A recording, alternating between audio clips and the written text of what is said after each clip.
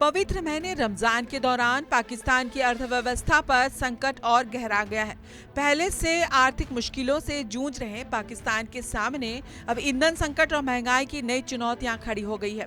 Middle east में बढ़ते युद्ध और स्ट्रेट ऑफ हॉर्मुज में तनाव के कारण अंतर्राष्ट्रीय बाजार में कच्चे तेल की कीमतें $100 के पार पहुंच गई है, जिसका सीधा असर पाकिस्तान जैसे आयात पर निर्भर देशों पर पड़ा है। तेल महंगा होने से ईंधन की कीमतें और परिवहन लागत बढ़ गई है, जिससे आम लोगों के लिए रोजमर्रा की जिंदगी और भी कठिन हो गई है।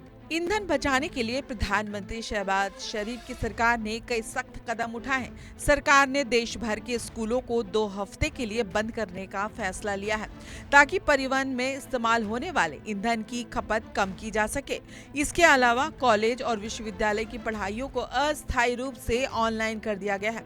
सरकारी कार्यक्रमों और बड़े सार्वजनिक आयोजनों पर भी रोक लगा दी गई है। रमजान के दौरान होने वाली इफ्तार पार्टियों पर भी पाबंदी लगाने का फैसला किया गया है, ताकि ऊर्जा की बचत हो सके और ईंधन संकट को कुछ हद तक नियंत्रित किया जा सके। हफ्ते में सिर्फ 4 दिन दफातर खुलेंगे।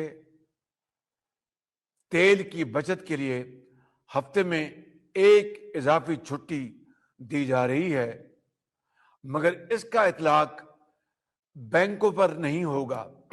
मजीद फौरी तौर पर तमाम स्कूलों को रवां हफ्ते के आखिर से 2 हफ्तों की छुट्टियां दी जा रही हैं और हायर एजुकेशन के तमाम इदारों में फौरी तौर पर ऑनलाइन क्लासों का आगाज किया जा रहा है। इस बीच रमजान के पवित्र महीने में पाकिस्तान की आम जनता महंगाई की दोहरी मार झेल रही है। बाजारों में फल और सब्जियों की कीमतें तेजी से बढ़ रही हैं। रोजमर्रा की जरूरत की नई चीजें आम लोगों की पहुंच से बाहर होती जा रही है। खासकर रोजा खाने वाले लोगों के लिए इफ्तार से जुड़ी चीजें खरीदना मुश्किल होता जा रहा है। गरीब और मध्यम वर्ग के लिए परिवारों पर इसका सबसे ज्यादा असर पड़ रहा है। कई जगहों पर लोग सरकार से राहत की मांग कर रहे हैं, लेकिन आर्थिक संकट के कारण सरकार के लिए तुरंत समाधान निकालना आसान नहीं है। विशेषज्ञों का मानना है कि अगर मिडिल ईस्ट में तनाव और बढ़ता है और हॉर्मुज जल डमरू मध्य में हालात जल्द नहीं सुधरे तो पाकिस्तान की आर्थिक स्थिति और खराब हो सकती है। तेल की कीमतों में बढ़ोतरी से ऊर्जा संकट गहरा सकता है और महंगाई का दबाव और बढ़ सकता है। इससे आम लोगों की मुश्किलें और बढ़ने की आशंका है।